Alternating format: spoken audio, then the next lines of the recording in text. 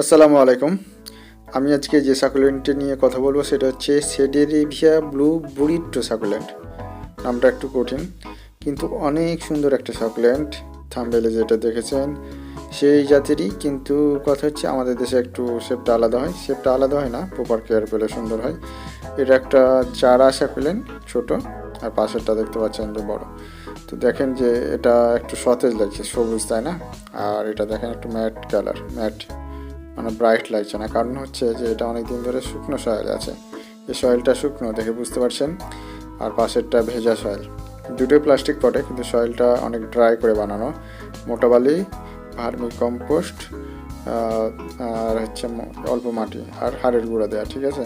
Soil দেখতে পাচ্ছেন সবসময় জুড়ে থাকবে। আর পট হচ্ছে প্লাস্টিকের পট। তো প্লাস্টিকের পট হলে আমি বলেছি আগের ভিডিওগুলোতে যে দানাদার পদার্থ বেশি রাখতে হবে। এখানে দানাদার পদার্থ হচ্ছে মোটা বালি, তাই মোটা বালির পরিমাণটা বেশি আছে, বালি বালি হয়েছে। আমি যখন হাত দিয়ে নাড়লাম বুঝতে পারছেন, কিন্তু যখন পানি দিবেন তখন কিন্তু এটা বালি বালি থাকবে না। হ্যাঁ, আপনি দেখে বুঝতে পারবেন না যে এটা হচ্ছে বালিতে, মানে বালি সয়েল। কারণ অল্প যদি মাটি দেওয়া থাকে তাহলে এটাকে একটু পানি দিলে কাদা কাদা মনে হয়। যেমন দেখেন এটা একই সয়েল, দেখেন এটা মনে হচ্ছে মাটির মতো কাদা, কারণ বালিগুলো একসাথে লেগে আছে মাটির হওয়ার কারণে, মাটি দেওয়ারা যুক্ত আছে। তো যখন সয়েলটা শুকাবে তখন ঝুরঝুরে হয়ে যাবে। আর এই সাকুলেন্টটা হচ্ছে অন্যতম একটা হার্ডি সাকুলেন্ট, মানে এর পাতাটা এটা সব থেকে বেশি ভালো লাগে আমাকে এই কারণে যে অন্য সাকুলেন্টের মতো হার্ডি, কিন্তু পাতাগুলো কিন্তু অন্য সাকুলেন্টের মতো গোল গোল না, মানে একটু লম্বাটে ভাব। তো হার্ডি হওয়ার কারণে এটা প্লাস্টিকের পটেই লাগানো আপাতত।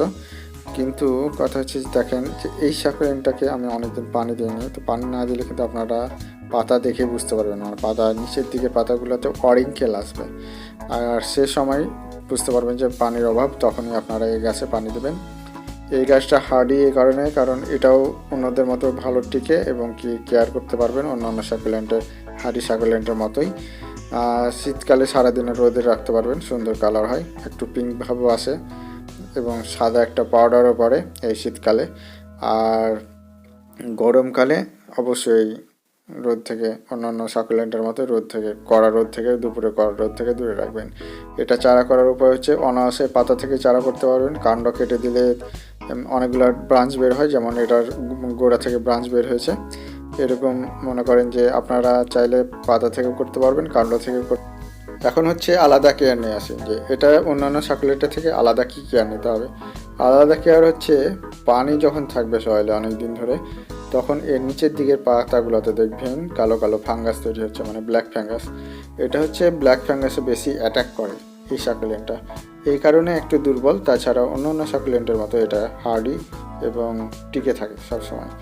তো আপনারা চাইলে এটা সংগ্রহ করতে পারেন আপনাদের হার্ডি সাকুলেন্টের কালেকশন হিসাবে। তবে আমি যেহেতু প্রথমবার প্লাস্টিকের পটে লাগিয়ে ফেলেছি, তবে এরপর থেকে মাটির পটেই লাগাবো, কারণ যেন পরবর্তীতে ব্ল্যাক ফাঙ্গাসের যে অ্যাটাকের হওয়ার সম্ভাবনা, পানি জমে থাকে যে প্রবলেমটা হয়ে থাকে, যে ফাঙ্গাসটা তৈরি হয় এবং পাতার কাণ্ডকে অ্যাটাক করে, সেই ফাঙ্গাসটা আর কখনো অ্যাটাক করবে না। তো আপনারাও চাইলে কেয়ারটা নিতে পারেন আমার মতোই এবং আপনাদের সাকুলেন্টকে বাঁচিয়ে রাখতে পারেন। ধন্যবাদ।